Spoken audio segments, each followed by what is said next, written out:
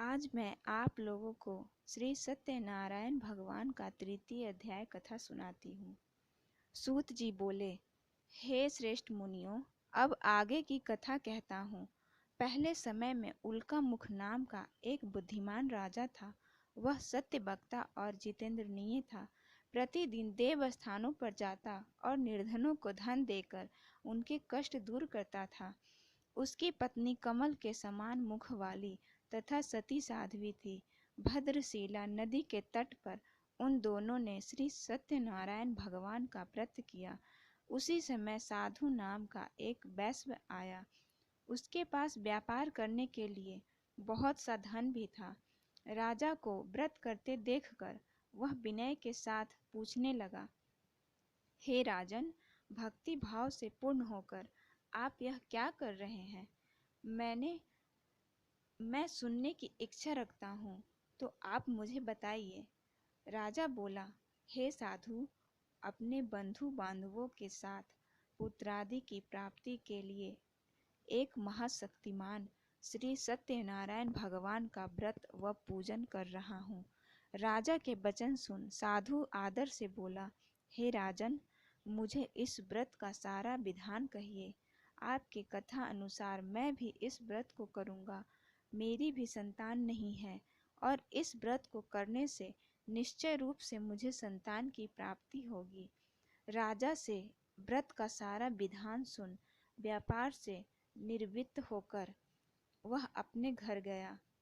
साधु वैश्य ने अपनी पत्नी को संतान देने वाले इस व्रत का वर्णन कह सुनाया और कहा कि मेरी संतान होगी तब मैं इस व्रत को करूँगा। साधु ने इस तरह के वचन अपनी पत्नी लीलावती से कहे। एक दिन लीलावती पति के साथ अन्नादित हो संसारिक धर्म में प्रवृत्त होकर सत्यनारायण भगवान की कृपा से गर्भवती हो गई। 10वें महीने में उसके गर्भ से एक सुंदर कन्या ने जन्म लिया।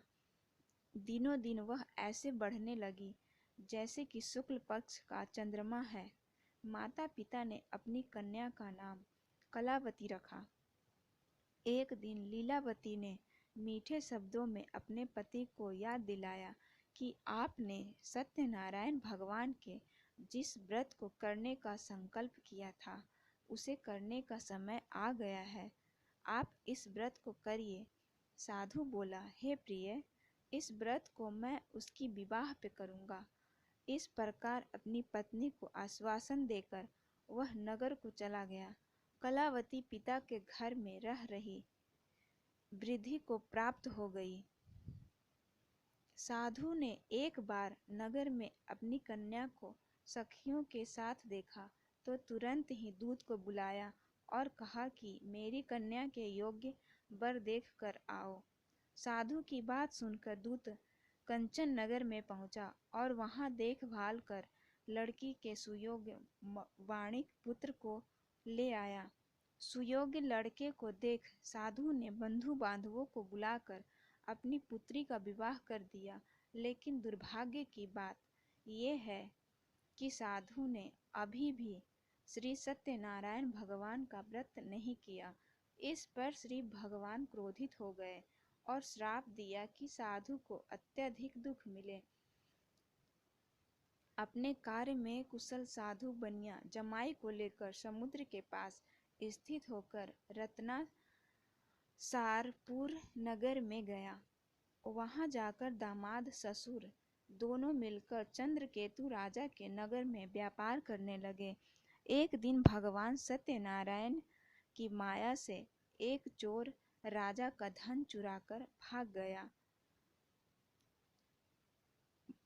उसने राजा के सिपाहियों को उनका पीछा करते देख चुराया हुआ धन वहां रख दिया जहां साधु अपने जमाई के साथ ठहरा हुआ था।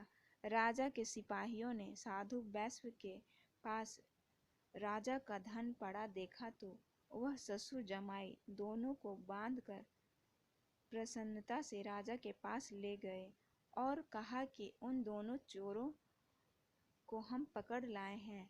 आप आगे की कार्यवाही की आज्ञा दीजिए। राजा की आज्ञा से उन दोनों को कठिन कारावास में डाल दिया गया और उनका सारा धन भी उनसे छीन लिया गया। श्री सत्यनारायण भगवान से श्राप से साधु की पत्नी भी बहुत दुखी हुई। घर में जो धन रखा हुआ था उसे चोर चुरा ले गए। शारीरिक तथा मानसिक पीड़ा व भूख प्यास से अति दुखी हो अन्न की चिंता में कलावती के ब्राह्मण के घर गई। वहां उसने श्री सत्यनारायण भगवान का व्रत होते देखा, फिर कथा भी सुनी। वह प्रसाद ग्रहण कर वह रात को घर वापस आई। माता के कलावती से पूछा कि पुत्री, अब तक तुम कहाँ थी? तेरे मन में क्या है? कलावती ने अपनी माता से कहा, हे माता, मैंने एक ब्राह्मण के घर में श्री सत्यनारायण भगवान का व्रत देखा है। कन्या के वचन सुन लीलावती भगवान के पूजन की तैयारी करने लगी। लीलावती ने परिवार व बंधुओं सहित सत्यनारायण भगवान का पूजन किया और उसने वर मांगा कि मेरे पति तथा जमाई शीघ्र घर आ जाएं। साथ ही यह भी प्रार्थना की कि हम सब का अपराध क्षमा करें।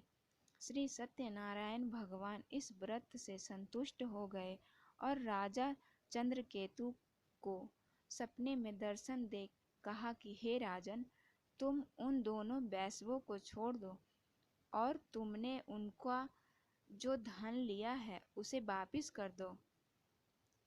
अगर ऐसा नहीं किया तो तुम्हारा धन, राज्य व संतान सभी को नष्ट कर दूंगा। राजा को यह सब कहकर वह अंतर्धान हो गए। प्रातःकाल सभा में राजा ने अपना सपना सुनाया। फिर बोले कि वाणिक पुत्रों को कैद से मुक्त कर सभा में लाओ। दोनों ने आते ही राजा को प्रणाम किया। राजा मीठी वाणी में बोला, हे महानुभावों, भाग्यवश ऐसा कठिन दुख तुम्हें प्राप्त हुआ है, लेकिन अब तुम्हें कोई भय नहीं है। ऐसा कह राजा ने उन दोनों को नए वस्त्राभूषण भी पहनाए और जितना धन उनका लिया था उससे दुगना धन वापस कर दिया। दोनों वैश्य अपने घर को चल दिए। इस तरह श्री सत्यनारायण भगवान का तृतीय अध्याय कथा संपूर्ण होता है। श्रीमन नारायण नारायण नारायण, भजमन नारायण नारायण नारायण। श्री सत्यनारायण भगवान की जय। अगर आप लोगों को ये कथा पसंद आई हो तो हमारे चैनल को सब्सक्राइब करें, लाइक करें, शेयर करें, कमेंट करें। धन्यवाद।